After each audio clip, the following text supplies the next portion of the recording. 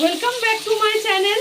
আমার চ্যানেলের পক্ষ থেকে সবাইকে অনেক অনেক ভালোবাসা জানিয়ে শুরু করছি আজকের রেসিপি। আজকে তৈরি করব আমি কাতলা মাছের একদম হালকা পাতলা ঝোল। কাতলা মাছ আলু দিয়ে হালকা করে ঝোল করব। খেতে কিন্তু খুব টেস্ট হয় আর খুব কম তেল মশলায় রান্নাটা করব। তো সবার প্রথমে এখানে দেখতেই পাচ্ছেন কাতলা মাছগুলো ধুয়ে নুন হলুদ দিয়ে ভেজে নিচ্ছি। দেখুন মাছগুলো ভাজা হয়ে গেছে, আমি তুলে নিচ্ছি। এগুলো কিন্তু খুব বেশি একদম কড়া করে ভাজলে ঝোলে কিন্তু টেস্টটা খেতে ভালো লাগবে না, ঠিক এরকম কালার করেই ভেজে নেব। দু পিঠ কিন্তু সুন্দর করে ভাজা হয়ে গেছে, সমস্ত মাছগুলো ভেজে তুলে নিচ্ছি। মাছ ভেজে তুলে নিয়েছি, এবার ওই তেলের মধ্যে আলুও ভেজে নেবো। লম্বা লম্বা করে আলু কেটে ধুয়ে নিয়েছি। এবার এই আলুগুলো তেলের মধ্যে ভালোভাবে লাল লাল করে ভেজে নেব। যতক্ষণ আলুটা ভাজা হচ্ছে মাছের জন্য একটা মশলা করে নেব। নিয়ে নিচ্ছি 4টে কাঁচা লঙ্কা, আদা, একটা বড় সাইজের টমেটো আর গুঁড়ো মশলাগুলো আমি এর মধ্যে দিয়ে দেব। ধনের গুঁড়ো 1 চামচ, জিরের গুঁড়ো 1/2 চামচ, গুঁড়ো 1/2 চামচ পেস্ট করে নেব।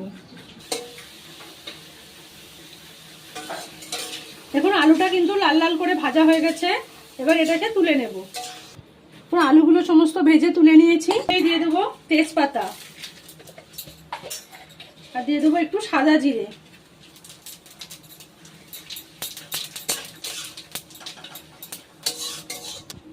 ফোড়নটা নাড়াচাড়া করে নিয়েছি, এবার এর মধ্যে দিয়ে দেবো বেটে নেওয়া মশলা।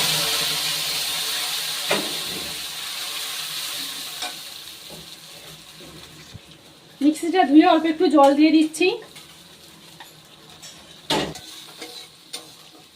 সমস্ত মশলার পেস্টটা দিয়ে দিয়েছি।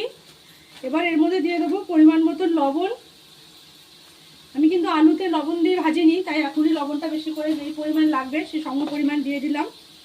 আর দিয়ে দেবো হলুদ গুঁড়ো। বাকি জিরে গুঁড়ো, ধনে গুঁড়ো, লঙ্কার গুঁড়ো সব কিন্তু আমি ওই আদা, কাঁচা লঙ্কা, টমেটোর সাথেই বেটে নিয়েছি।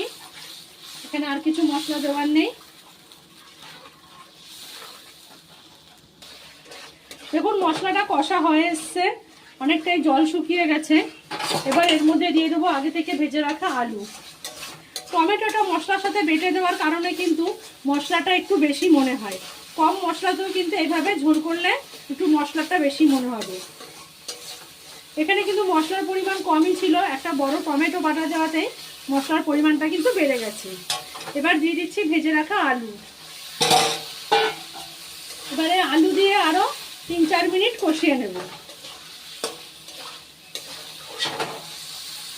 দেখুন আলু দিয়ে কিন্তু আরো 3-4 মিনিট কষিয়ে নিয়েছি, আর সম্পূর্ণ একদম মশলা কিন্তু কড়া থেকে ছেড়ে দিচ্ছে। খুব ভালোভাবে কষিয়ে নেওয়া হয়ে গেছে। এবার এর মধ্যে দিয়ে দেবো জল। পরিমাণ মতন জল দিয়ে দিচ্ছি। আমি এখানে গরম জল দিয়েছি কারণ রান্নাটা তাড়াতাড়ি হওয়ার জন্য। ঠান্ডা জল দিলে ঝোলটা ফুটে উঠতেও একটু সময় লাগে। এখানে কিন্তু গরম জল দেওয়ার সঙ্গে সঙ্গেই ঝোলটা ফুটে যাবে।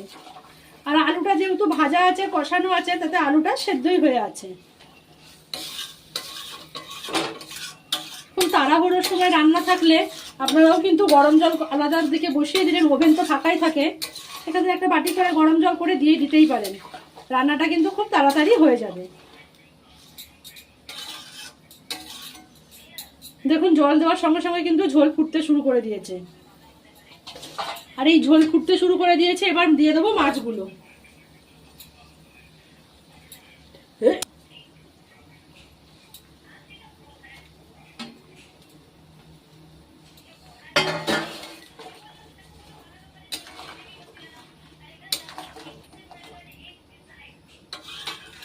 এবার মাছগুলো সমস্ত দিয়ে থালা চাপা দিয়ে খুব ভালোভাবে ফুটিয়ে নেবো 5 মিনিট মতো।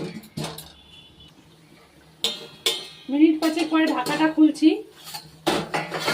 দেখুন কত সুন্দর ঝোল ফুটে গেছে, আর কিন্তু ঝোল থেকে তেলও ছেড়ে দিয়েছে। তরকারি থেকে কিন্তু তেল এইভাবে ছেড়ে দিলেই বুঝতে পারবেন যে তরকারিটা রান্না কিন্তু সম্পূর্ণ হয়ে গেছে। এবার একটা আলু আপনাদের দেখিয়ে দেবো। এই দেখুন আলু কিন্তু সম্পূর্ণ সেদ্ধ হয়ে গেছে। এবার এটাকে আমি নামিয়ে নেব। তরকারি কিন্তু রান্না একদম সম্পূর্ণ রেডি।